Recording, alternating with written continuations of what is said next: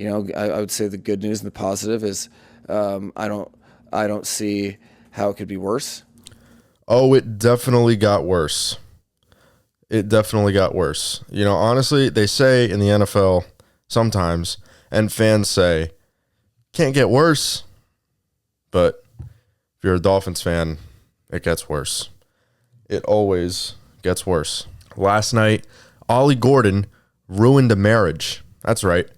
My brother, you're cooked. Last night, somebody tweeted and said, if Ollie Gordon scores an anytime touchdown, I will text my ex, who's getting married tomorrow, and tell her that I still love her. I need an update on this. Like yesterday. Yeah, Bills Dolphins was last night, and it was just not good. It was like, it was like the perfect game plan by McDaniel. Everything was going right for them. Tua was playing in rhythm. They weren't forcing anything downfield.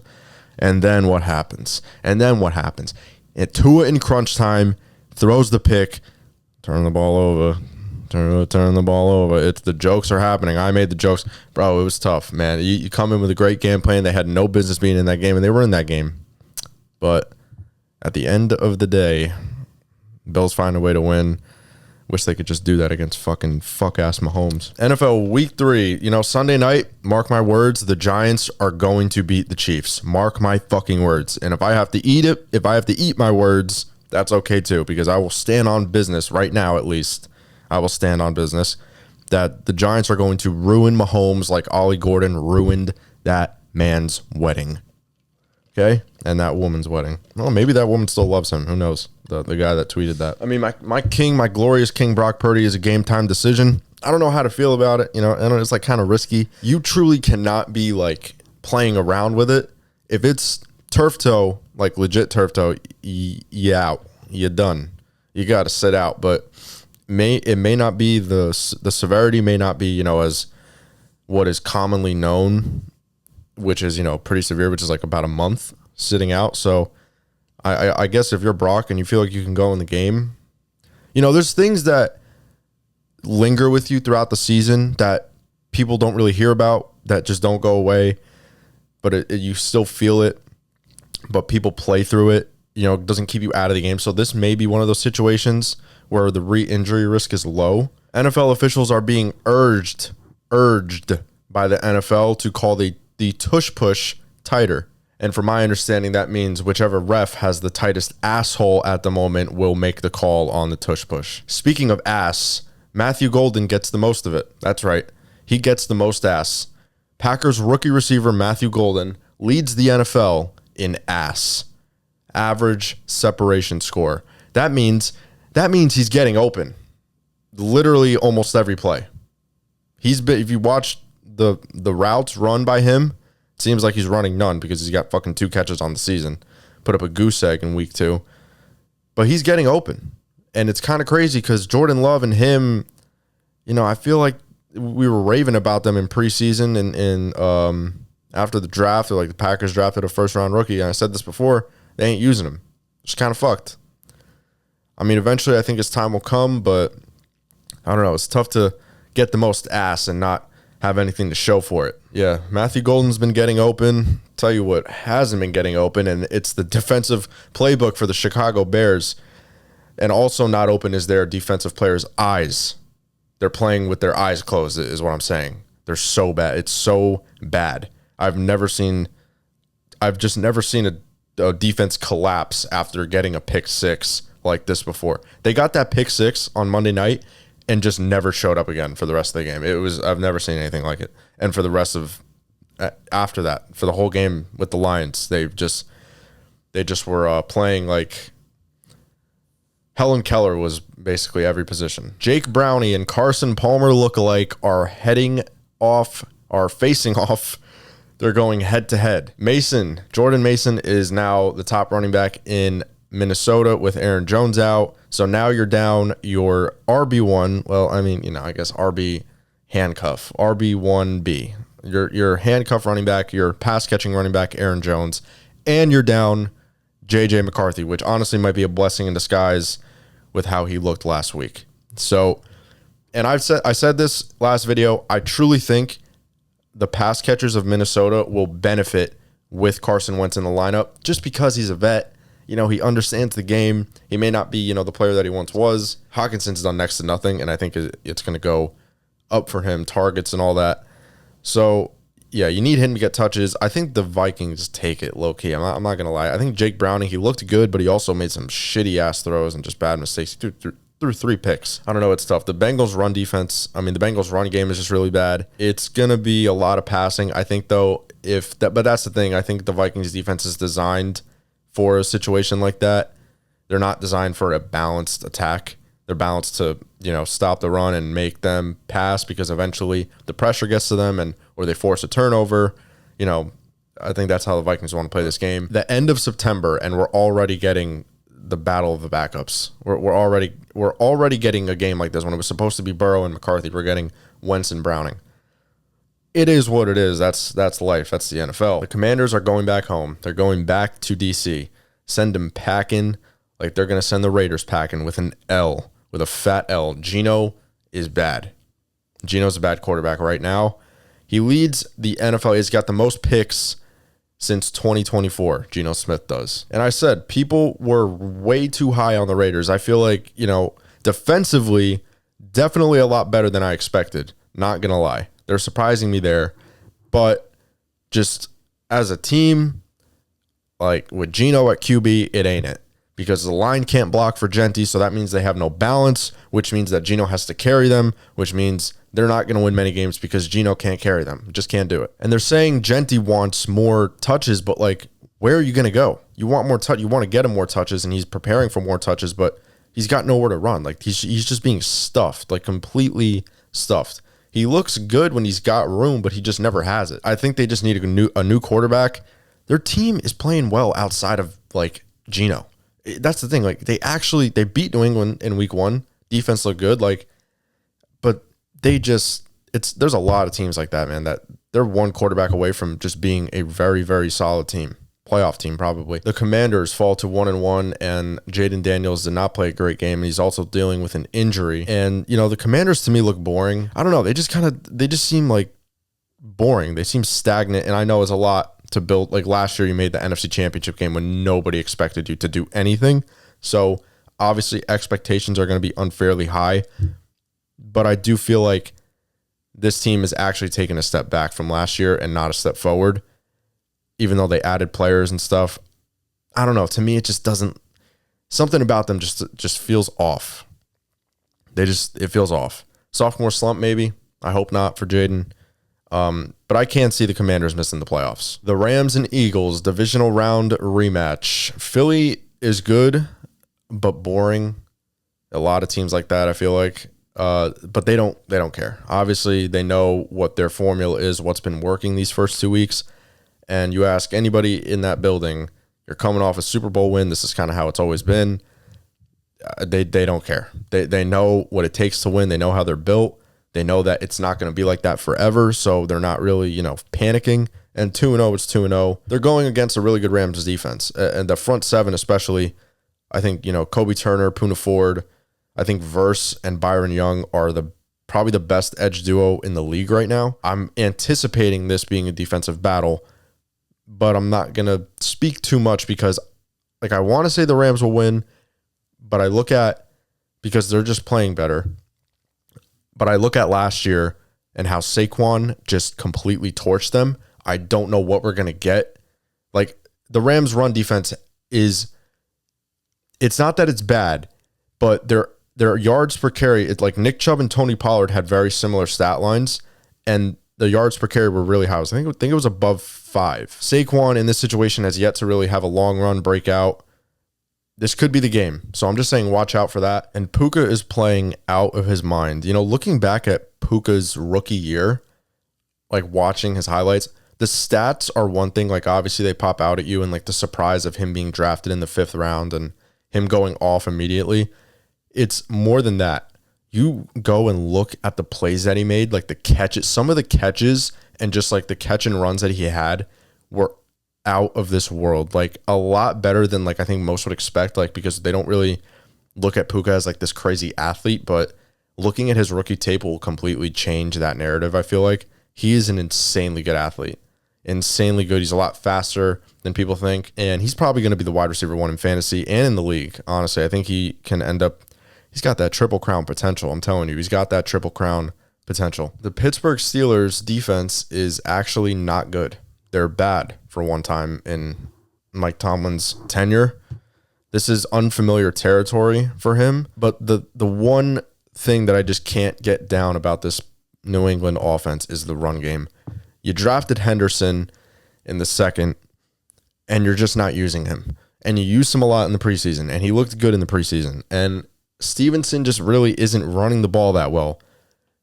What is holding you back from putting Henderson in the game more and giving him the ball more in any way? Because he can do it all. I don't know what the deal is really. I'm not inside the building. I don't know. Maybe they just like Stevenson more because he's a veteran. You know, there's some things maybe that Henderson might be having trouble with, like that are outside of running the ball and catching the ball. I don't know. But they need to figure it out because they could be a whole lot better team if they just got that running game going. And I will say, though, the Steelers' run defense literally looks like the worst in the league. So if there is a game that Travion Henderson will break out, it most certainly could be this one. Or even Stevenson, they both could have a good game. Who knows? Whoever gets the rock more, but I'm just saying Henderson has yet to surpass like 6 touches in a game or something. So I am just going to go ahead and say that if there's a week that you want to try out Henderson in fantasy, if you haven't started him yet, I think this is the one. And as for another running back, a Steelers running back, Caleb Johnson will be watching this game from the bench. Stephon Diggs, the Patriots wide receiver 2 now behind Booty, it looks like. And speaking of Booty, this guy catches a lot of ass, kind of like Matthew Golden. But instead, it's the literal term, ass, because he has 2 baby mamas, and he is going to catch 2 touchdowns for his 2 baby mamas and going to have a good day for Stephon Diggs. Stephon Diggs is going to have a good day. He certainly has had some good nights. Speaking of 2, number 2 on the Buccaneers, Emeka Egbuka, is my favorite player in the league right now. My man was my favorite player in college because he was a beast at OSU, and now he's a beast in the NFL. Running favorite for me, at least, for Offensive Rookie of the Year. Tampa is one of my favorite teams, bro. I just have always believed in Baker, and especially because people like Colin Cowherd always giving him shit. Like Colin Cowherd, not for nothing, this is just random, but I have to say this. Colin Cowherd I've never seen someone be that disdain towards somebody. As an athlete, I've never seen, like, it's just, he always brought him down, like, in every way. And I just don't fuck with that. I don't fuck with it. Like, who would fuck with that? Everyone loves Baker now. And now he doesn't ever say I was wrong. Maybe he did. If he did, I didn't catch it. But he doesn't say, everything that I said, Baker, I'm sorry for because I was an asshole. Nah, but look at him now. Look at him now. You doubted him, and now look at him now. Got that fucking dog in him. Got that dog in him. And it's a Rottweiler. It's a Great Dane, probably. And, I'll tell you, the Jets dog is a Chihuahua. Actually, no, it's probably like a Maltese or something. A wiener dog, actually. The Jets dog in them is a wiener dog. And Tyrod Taylor, all you got to do, bro, is beat 27 passing yards, and you win the starting job. Because Justin Fields, that's all he got last week against the Bills before he went down. But no, in all seriousness, I think Tyrod gives them a better chance to win than Fields would. But also, the Jets are just not a good team. They're just not good. So I think, Baker and Tampa Bay will start 3-0. I just like the way that they're built. There's something about Tampa Bay. They're just built the right way. They have the O-line, they have Baker is just such a good competitor, and it shows up in his actual play. Bucky Irving is one of my favorite players. Mike Evans, who doesn't love Mike Evans? Egbuka. I don't want to say they're not a Super Bowl caliber team, but I think we look at Tampa Bay as just a team that's going to be 9-8, 10-7, sneak their way in the playoffs and win the division because the division isn't that good. But I will say I like them a lot. Super Bowl sleepers, maybe. Bryce Young played good last week. Falcons defense is a different animal. I think the Falcons defense is top 5 unit right now. The pass rush is finally here in Atlanta. They have not had pass rush in almost a decade. Quite literally, they have not had a double-digit sacker since Vic Beasley in 2016. And Vic Beasley wasn't even that great. Yeah, Carolina's probably going 0-3. And Dave Canales, I think he's the running guy. If it's not McDaniel, I think Dave Canales is in the lead to be the first coach fired. Chargers and Broncos, the Los Angeles Chargers, bro. They got something. Herbert looks like I'm buying the Herbert MVP hype. I really am. I think, Hampton hasn't looked like the guy that you wanted him to, but it don't matter because Herbert is just slinging that rock to Quentin Johnston of all people. But Quentin Johnston, were we wrong about QJ? I think we were. He could not catch anything. Like, he could not hold on to shit. And people in Brazil think he's fucking Jerry Rice. So I guess he just kind of ran with that aura that he had back to America. And he just was like, yeah, I'm him now. I'm the wide receiver one. And it's not McConkey. Dude, McConkey is kind of getting fucked. I'm not going to lie. What they're doing to my boy Ladd, I don't like it. Because he was that guy last year. And now they just kind of made him like this slot dude. Yeah, Troy Franklin, though, the new wide receiver one in Denver, it looks like. Him and Nix were teammates at Oregon. And now they're teammates on the Broncos. Pretty cool to see. The chemistry is there. You're seeing it. So Saints and Seahawks, the two teams that we beat back-to-back, are getting together to console each other for their losses and hug it out. Spencer Rattler actually looked pretty damn good. I'm not going to lie. Kellen Moore, I like his offense. I like the versatility that he's got going on. I think the way that he's using his receivers is beneficial to them. I like it a lot. I like the way that he's using Olave. Yeah, definitely not bad. I think Rattler, I don't know why. I think Rattler's got a chance to stay there and be like the quarterback one. He could be the future. He's got a chance to at least prove himself. I will say that. If he plays this season, if he plays like he did last time, it wasn't perfect last week against us, but he made some good throws, threw for 3 touchdowns, bro. I mean, Kenneth Walker looked good last week, and he didn't in week 1. If he looks good this week, I can see them winning, but for some reason, I don't know why, but I like the Saints. I like the Saints in an upset. 49ers and Cardinals. Give me Brock Purdy or Mac Jones. I genuinely don't care who fucking plays. I think it's going to be a good game either way. I think Pearsall is going to go off. It's the home opener. We're wearing our icy white throwbacks. We're going to be looking clean. D. Winters and Fred Warner are elite. They're the best coverage linebackers in all of football right now. Probably the best linebacker duo in my opinion. Saleh is going hard. He's coaching them up. Like, he's getting those guys to take over games. Like, the last 2 weeks, they closed it out. They're the ones who close it out, the D-line. And that's something special. And some coaches are just special. Like, Saleh is just special. He's not a guy that if he's a position coach for you, you don't ever, or a one side of the ball coach, you never want to let him go. You just don't. And you try your best not to. Yeah, the attitude for this team just seems special. Like, the extra drive, the extra motivation, the juice that we're playing with. We're closing out games, which is something that we could not do last year. You definitely feel it. It's a different team. It's a very, very good team. It's a different team than last year. Chicago and Dallas, the Bears they just got no sauce, bro. I'm sorry. Like, after that, like I said, after that pick 6, they just fucking forgot how to play football. So you got to fix that, man. I don't know what the Bears are going to look like in this game. I don't know what they're going to look like for the rest of the year. Don't let up fucking 400 yards passing. Don't let up 5 touchdowns through the air. Just don't do it. Okay? I know your number 1 corner is out. I get it. I like Dallas. I don't like them as a team or an organization, but the way that they're playing, you got to respect it. I think Javonte, they're using him a lot, and I think that's what they need. Pollard was an explosive playmaker, but he just was not that bruiser, that they had with prime Zeke. And I think Javonte brings that, and they need someone like that. I think the defense as well, besides obviously that collapse that they had in the secondary against the Giants, which was really bad, I think that, they're going to be solid. I think that they're going to be okay without Micah. Obviously they're not a top 10 unit, but they could be solid. They're not out of this. They're definitely not out of the playoffs, and they're definitely not out to win their division. I'm just saying, I'm not saying that they're gonna, but I'm just saying don't be surprised if they're still in the contention for the NFC East championship late in the year. Chiefs and New York, man. I'm telling you, bro, upset coming. The Giants are the better team. I think that they are the better team. You look at their roster, you look at They're playmakers.